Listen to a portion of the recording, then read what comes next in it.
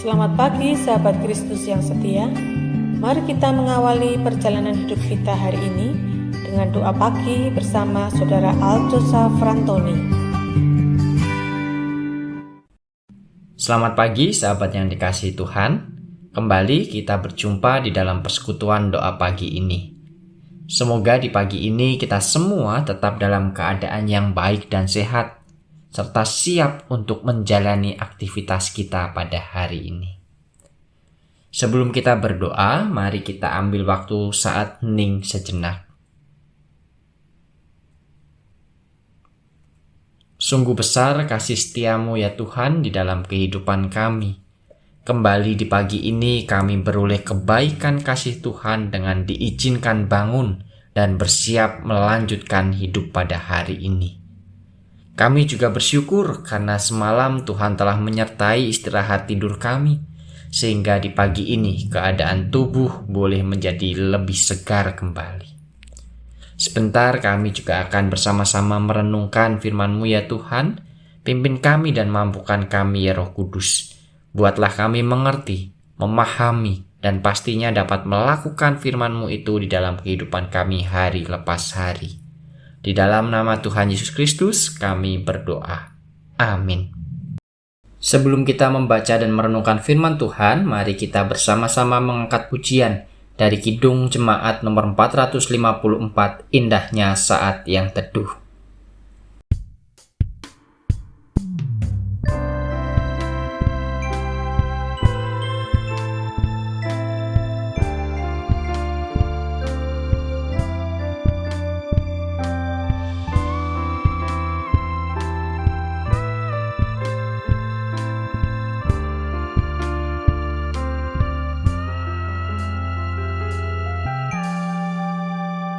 Indahnya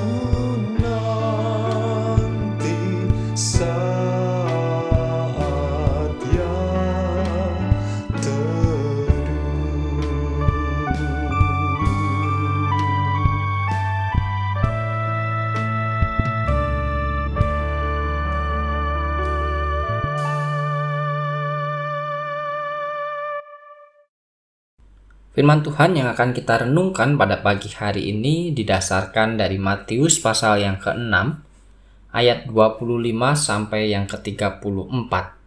Matius pasal 6 ayat 25 sampai yang ke-34. Demikian firman Tuhan. Karena itu aku berkata kepadamu, janganlah khawatir akan hidupmu, akan apa yang hendak kamu makan atau minum, dan janganlah khawatir pula akan tubuhmu, akan apa yang hendak kamu pakai. Bukankah hidup itu lebih penting daripada makanan dan tubuh itu lebih penting daripada pakaian? Pandanglah burung-burung di langit yang tidak menabur dan tidak menuai dan tidak mengumpulkan bekal dalam lumbung, namun diberi makan oleh Bapamu yang di surga. Bukankah kamu jauh melebihi burung-burung itu? Siapakah di antara kamu yang karena kekhawatirannya dapat menambahkan sehasta saja pada jalan hidupnya? Dan mengapa kamu khawatir akan pakaian? Perhatikanlah bunga bakung di ladang yang tumbuh tanpa bekerja dan tanpa memintal. Namun aku berkata kepadamu, Salomo dalam segala kemegahannya pun tidak berpakaian seindah salah satu dari bunga itu. Jadi, jika demikian Allah mendandani rumput di ladang yang hari ini ada dan besok dibuang ke dalam api, tidakkah Ia akan terlebih lagi mendandani kamu, hai orang yang kurang percaya? Sebab itu, janganlah kamu khawatir dan berkata, apakah yang akan kami makan? Apakah yang akan kami minum? Apakah yang akan kami pakai? Semuanya itu dicari bangsa-bangsa yang tidak mengenal Allah. Akan tetapi, Bapamu yang di surga tahu bahwa kamu memerlukan semuanya itu. Tetapi carilah dahulu kerajaan Allah dan kebenarannya, maka semuanya itu akan ditambahkan kepadamu. Sebab itu janganlah kamu khawatir akan hari besok, karena hari besok mempunyai kesusahannya sendiri. Kesusahan sehari cukuplah untuk sehari.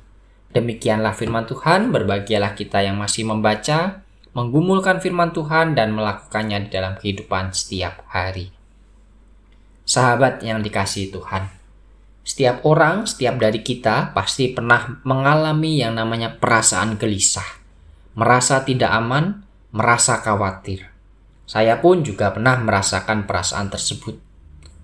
Seringkali salah satu alasan yang muncul dari perasaan-perasaan itu adalah ketika kita berada pada situasi-situasi yang sulit, yang bersoal dengan kekurangan uang untuk mencukupi kebutuhan hidup sehari-hari, ketakutan tidak memiliki relasi yang baik dengan orang lain, atau kita juga berada di suatu tempat atau suasana yang tidak dapat dikendalikan, misalnya dalam suatu kericuhan. Namun jika kita amati kembali, apakah soal uang yang berkaitan dengan kebutuhan hidup, soal relasi yang menjadi kebutuhan mendasar manusia sebagai makhluk sosial, dan soal keadaan yang tidak dapat kita kendalikan itu, benar-benar merupakan sumber dari kekhawatiran dan ketakutan kita? Mari kita pikirkan kembali. Jawabannya adalah belum tentu. Lihatlah di sekeliling kita. Ada banyak orang yang berkecukupan dan berkelimpahan harta yang masih saja hidupnya dibayang-bayangi oleh perasaan gelisah, perasaan khawatir, dan perasaan takut. Lihatlah di sekeliling kita. Ada banyak orang yang memiliki banyak teman dan sahabat yang selalu menemani, menguatkan, dan siap menolong kapanpun, tetapi mereka tetap saja masih merasa khawatir dan takut. Jika kita pikirkan kembali, sebab yang menjadi akar permasalahan yang sesungguhnya yang membuat kita menjadi khawatir, gelisah, dan takut itu adalah diri kita sendiri, pemikiran kita sendiri. Salah satu kecenderungan manusia adalah melakukan proses imitasi, yakni mencontoh orang lain atau menjadikan dirinya serupa dengan orang yang ingin dia contoh. Hal ini baik, apalagi jika diterapkan dalam mencontoh atau mengikuti dalam hal-hal yang berbuat benar. Namun pada prakteknya sahabat, tidaklah selalu demikian. Banyak anak muda misalnya di zaman sekarang ingin terlihat seperti sosok idola mereka, seperti artis idola mereka yang terlihat memiliki gaya hidup yang keren, wajah yang tampan dan cantik, dan dikagumi banyak orang. Atau kita bisa mengidolakan seorang miliarder yang memiliki banyak koleksi barang-barang mewah yang memanjakan mata dan tubuh kita.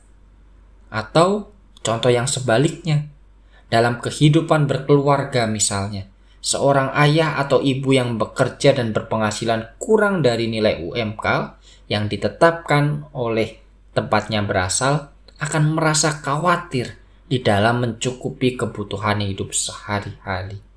Ada banyak hal yang kita lihat di dalam kehidupan di sekeliling kita.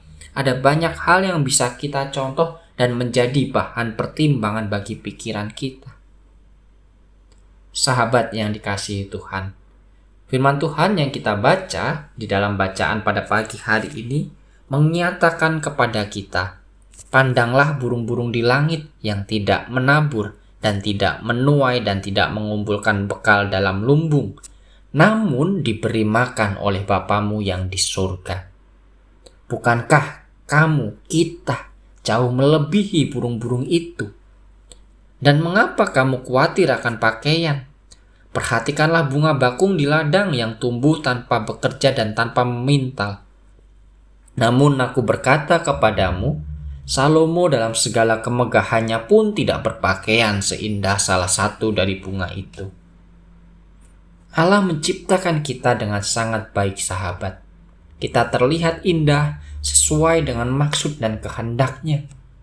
Terlihat tampan dan cantik, memiliki tubuh yang ideal, itu semua adalah soal selera manusia. Demikian juga dengan gaya hidup. Siapa yang membuat? Apa tujuannya? Bukankah kita manusia yang menciptakan semuanya itu? Salomo adalah seorang raja yang termasyhur.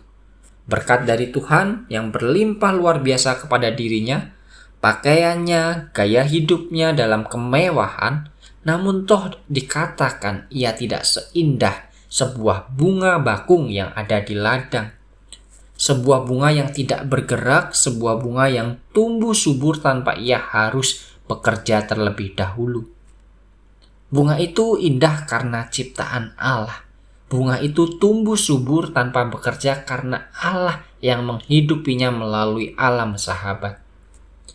Demikian pula dengan burung-burung di langit yang tidak menabur dan tidak menuai dan tidak mengumpulkan bekal dalam lumbung. Selagi mereka tetap mau terbang dan mencari makan, mereka tidak akan kelaparan dan menjadi berkekurangan. Allah menghidupi mereka melalui alam yang menyediakan banyak sumber makanan.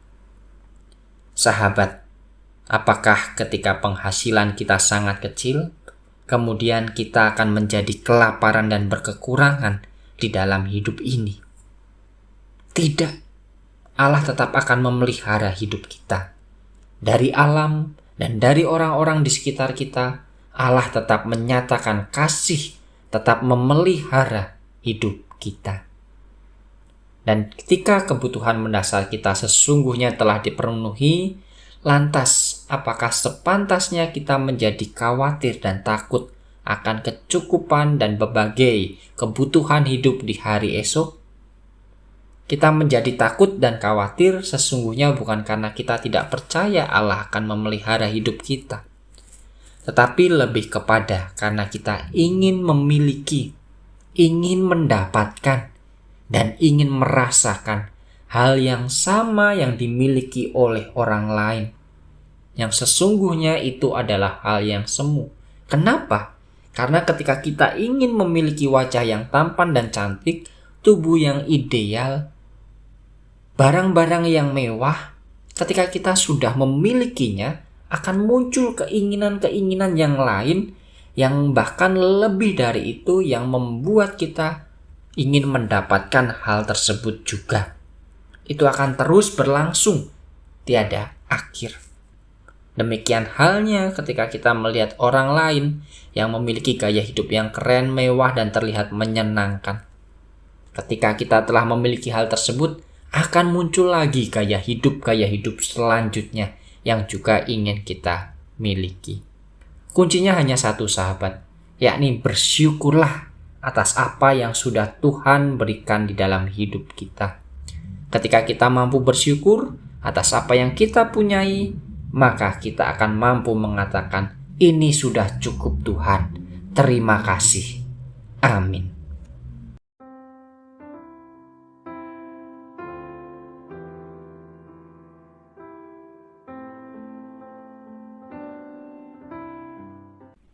Mari bersama kita satu di dalam doa. Terima kasih ya Tuhan untuk firman-Mu yang masih kami boleh dengar pada pagi hari ini. Pimpin dan mampukanlah kami ya Tuhan untuk dapat mensyukuri hidup kami, merasakan nikmat dan indahnya berkat dari Tuhan yang senantiasa mencukupkan segala kebutuhan kami. Ajari kami selalu untuk tetap bersyukur dan merasa cukup ya Tuhan, atas semua berkat-berkat Tuhan yang sudah Tuhan limpahkan di dalam kehidupan kami. Tuhan, kami juga bersama-sama memohon Tuhan menyertai kami selalu di dalam setiap aktivitas hidup kami. Biarlah kami boleh menemukan kedamaian hidup untuk kepenuhan jiwa kami. Biarlah juga apa yang kami kerjakan dalam setiap aktivitas hidup sehari-hari tidak semata-mata hanya untuk memenuhi kesenang duniawi saja yang selalu menggoda kami, melainkan kami boleh melakukan apa yang menjadi kehendak dan perintah Tuhan di dalam hidup ini. Tuhan, kami juga ingin mendoakan setiap umat Tuhan, khususnya di Jemaat GKI Tumapel ini, yang dimana dalam setiap pergumulan hidup masing-masing masih terus tetap berjuang dan menaruh harapan serta masa depannya di dalam tangan pengasihan Tuhan saja. Biarlah dengan setiap usaha yang mereka lakukan, berkat penyertaan dan pimpinan Tuhan senantiasa menaungi kehidupan kami semua. Terima kasih ya Tuhan. Bila sebentar kami juga akan melanjutkan dan memulai aktivitas kami pada hari ini, semuanya kami serahkan di dalam tangan pengasihan Tuhan saja. Di dalam nama Tuhan Yesus Kristus kami mohonkan doa ini. Amin.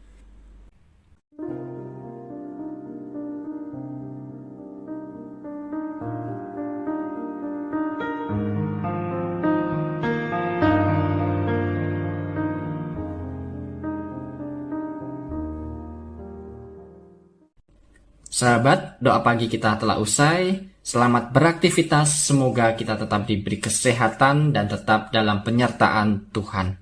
Tuhan Yesus memberkati.